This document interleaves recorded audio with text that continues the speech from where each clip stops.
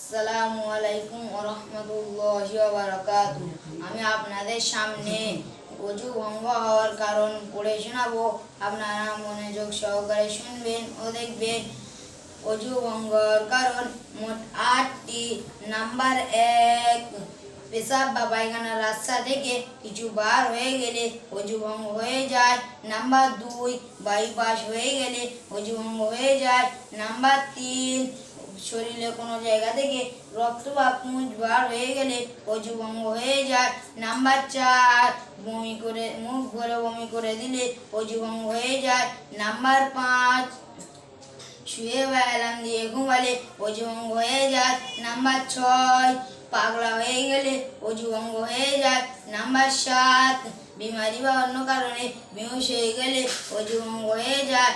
Number 8, নামাজে খিলখিলে হাসলে অজু ভঙ্গ হয়ে যায়। আসসালামু আলাইকুম ওয়া রাহমাতুল্লাহি ওয়া বারাকাতুহু। মাশাআল্লাহ, মাশাআল্লাহ।